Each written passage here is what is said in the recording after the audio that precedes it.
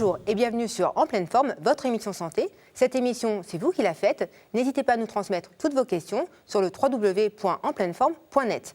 Tous nos spécialistes santé se feront un grand plaisir de vous répondre. Avec nous aujourd'hui, 3 spécialistes santé. Tout d'abord le docteur Frédéric Bensaïd, chirurgien dentiste. Bonjour Frédéric. Bonjour Anne-Laure. Mais également Philippe Vernois, enseignant certifié en PNL et hypnose. Bonjour Philippe. Bonjour Anne-Laure. Et enfin, le docteur Xavier Latouche, chirurgien esthétique. Bonjour Xavier. Bonjour Anne-Laure. Donc, une question de téléspectateur tout d'abord pour le docteur Bensaïd. Je suis avec des appareils dentaires depuis longtemps et cela m'est assez pénible au quotidien. M'est-il possible de poser des implants pour avoir des dents fixes? Tout à fait. Il est tout à fait possible pour cette patiente Oui. de se débarrasser de ces prothèses amovibles. Alors, qu'on définisse bien le souci de cette patiente, c'est qu'en fait, cette patiente, au cours de sa vie, a, au fur et à mesure, perdu ses dents, de différentes causes, maladie parodontale, on va dire infection, des soins, pas avec un niveau d'exigence satisfaisante, etc. D'accord. Qui fait qu'à la fin, cette patiente s'est retrouvée sans dents et donc a dû recourir à ce qu'on appelle l'appareil dentaire, L'appareillage. amovible, l'appareil résine 14 dents avec de la fausse gencive rose, des dents en résine, etc. D'accord. Alors effectivement, elle a des solutions qui sont aussi des solutions d'ordre implantaire qui lui permettront d'avoir des dents fixes. Alors la particularité de ce qu'on appelle les dentés totales, c'est que le fait que depuis de nombreuses années, les dents sont absentes, l'os n'a pas été sollicité, donc il y a une absence de contraintes mécaniques qui active la dynamique osseuse, qui fait que l'os s'est diminué dans les 3D, dans les 3 plans de l'espace. Et également, l'appareil lui-même a été iatrogène, puisqu'il s'est appuyé sur encore les un terme muqueuses. très technique Il a été, on va dire, il a joué un rôle de destruction osseuse, puisqu'il s'appuyait sur l'os et sur les muqueuses, et par le poids, par la pression permanente, il a écrasé l'os. Et donc le souci qu'on a chez les dentés totales, après les analyses scanners, c'est que très souvent on a un déficit d'os important, et notamment à la mâchoire supérieure, dû à la présence de ce qu'on appelle les sinus. C'est des poches d'air, les sinus maxillaires, qu'on trouve à droite et à gauche, qui font que lorsqu'il n'y a plus de dents, à chaque respiration, si on peut schématiser, le sinus prend du volume, s'expand, il y a une expansion du sinus qui fait qu'à la fin, l'os qui est sous le sinus devient extrêmement faible et on a recours à des greffes importantes. Mais vous pouvez quand même travailler? On peut travailler, c'est-à-dire qu'en fait, il faut bien cerner les pertes osseuses, surtout, encore une fois, dans les 3 plans de l'espace. Et on a recours à ce qu'on appelle des sinus lifts, des greffes de sinus, où effectivement on vient injecter de l'os dans le sinus, enfin sous le sinus plus précisément, pas dans le sinus, sous le sinus, pour reconstruire de l'os. Ce qui veut dire que le patient ne peut pas d'emblée poser ses implants. Il y a un temps de maturation de cet os, qu'il soit assez dur pour pouvoir implanter dans un deuxième temps. Donc on est très souvent sur des plans de traitement qui sont longs, qui peuvent atteindre une année.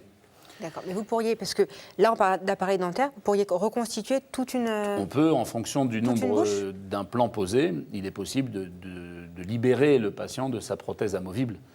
Alors bien sûr, en fonction des moyens financiers du patient, de sa détermination, de ses décisions, de ce qu'il désire à obtenir, on peut se limiter à 2 implants, de façon à mettre une sorte de stabilisateur comme un clip, un bouton pression, que sa prothèse amovible soit clipsée sur ces implants, ce qui est déjà une très bonne solution pour les personnes âgées, qui au quotidien leur apporte une sorte de renaissance. Mais pour une personne plus jeune, quand même, avoir un appareil, trouver de s'appareiller tous les jours, c'est contraignant. Voilà, il y a des techniques, effectivement, en posant plus d'implants en moyenne, ça dépend des études, mais on est entre 4 et 6 implants. On peut faire des appareils qui sont transvissés, c'est-à-dire des appareils qui sont vissés dans les implants, qui ne s'enlèvent plus.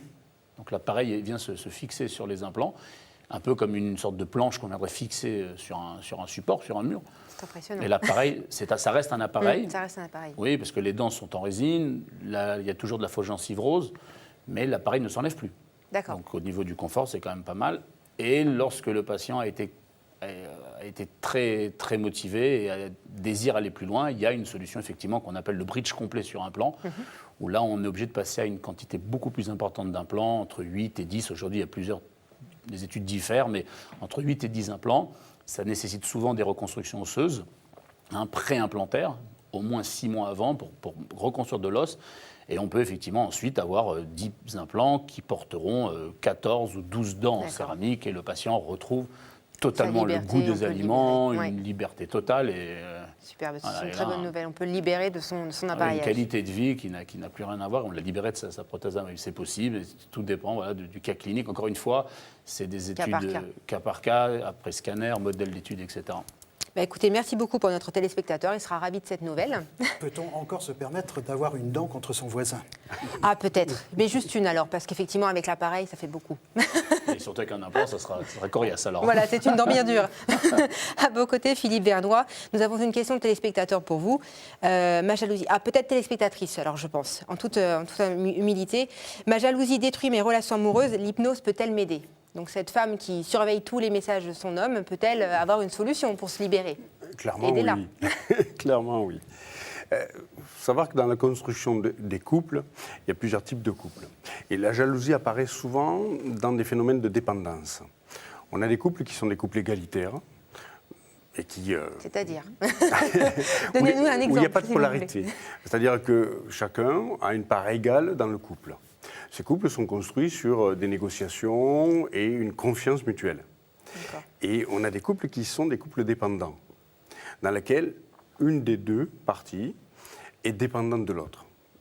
Souvent, dans le couple dépendant, la partie qui est dépendante et donc jalouse a peur de la perte, a peur de perdre l'autre. Et cette peur de perte vient de ce qu'on appelle un schéma d'abandon, qui est souvent récurrent à la petite enfance, où un événement lié à la famille proche a été vécu comme un abandon. Ce n'est pas forcément un abandon réel, c'est vécu par l'enfant comme ça. Et ça rejaillit sur le couple. Tout à fait. D'accord. Et il y a la peur de perdre l'autre, parce qu'on va travailler sur deux aspects de ce côté-là, sur la peur de la perte. Et en hypnose, on va mettre quelques séances à travailler là-dessus. Puis on va travailler sur la valeur de la personne. Parce que la personne s'accorde peu de valeur. Si on peut l'abandonner, c'est qu'elle ne vaut pas grand-chose. Donc on va essayer de reconstruire sa valeur personnelle. Et de notre côté, on va travailler sur ce schéma d'abandon. Le plus long, ce ne sera pas la reconstruction de la valeur personnelle, parce que ça, on va assez rapidement avancer dessus à travers des petits exercices qu'on va lui demander de faire en plus de l'hypnose. Au quotidien? Des petits mécanismes qu'elle peut mettre en place? Des petits mécanismes. La valeur personnelle, ça monte par la réalisation de petits actes qu'on réussit toujours. Donc on va lui prescrire des choses décalées, mais des choses qui vont fonctionner.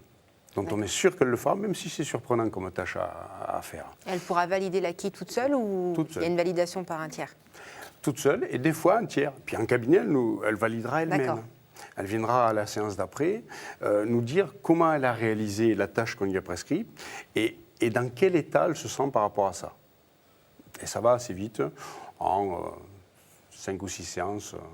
Ça remonte suffisamment. Combien de temps, les 5 séances? combien de temps vous mettez à sauver un couple, concrètement? Ça dépend de l'état du couple où on le prend.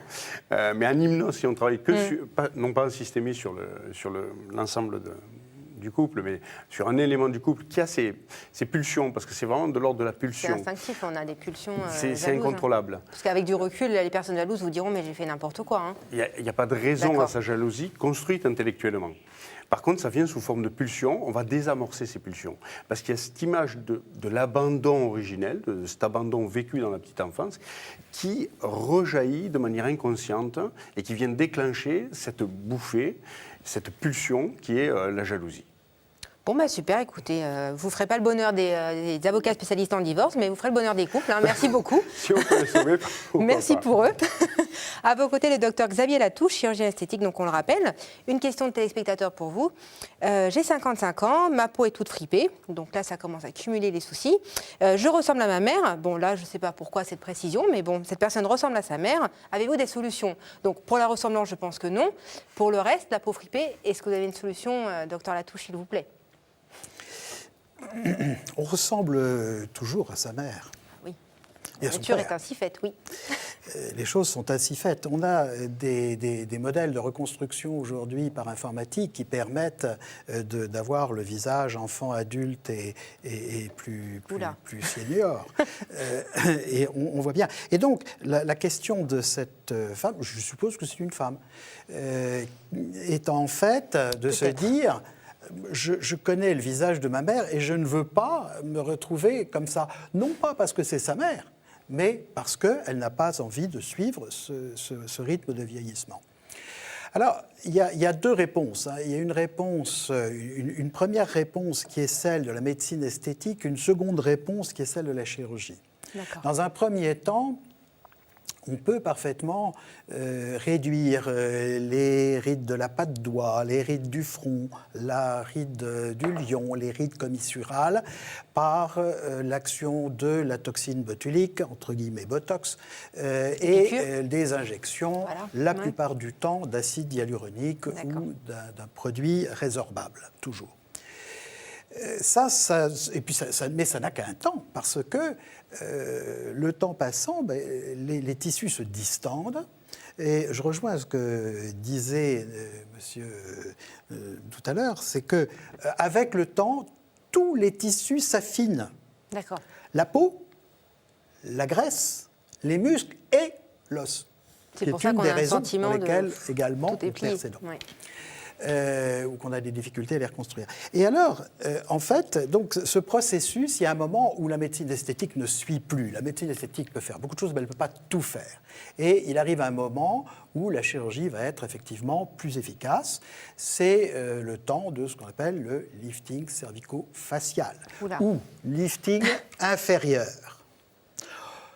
Le front pourrait être pratiquement, dans tous les cas, géré par la toxine botulique. C'est vraiment une technique extraordinaire. Donc, on ne fait presque plus de lifting frontaux. Même quand il y a beaucoup de plis, que la peau est vraiment plus élastique, elle est très pliée? Non, on arrive généralement vraiment à résoudre le problème avec la toxine botulique. Alors, le lifting cervico-facial va être effectivement peut-être plus facile à pratiquer chez une femme parce qu'elle a des cheveux. Imaginez les cicatrices chez un monsieur comme moi, il est évident que ça va être beaucoup plus difficile à dissimuler. Et il faut penser, quand on fait un lifting chez l'homme, vers 40 ou 45 ans, qu'il va pouvoir évoluer, faire une perte de cheveux. Et donc, il faut anticiper cette chose-là et bien dissimuler les cicatrices. Bon, cet aspect des cicatrices étant dit, il va falloir agir sur la peau et sur les muscles essentiellement pour redonner un ovale, améliorer le cou, le menton, etc. et de façon relativement durable. Écoutez, merci beaucoup. Donc, réparer la peau, mais la ressemblance, de toute façon, elle gardera la ressemblance à sa maman, cette personne. Donc, voilà, il y a des choses pour lesquelles la médecine ne peut pas tout.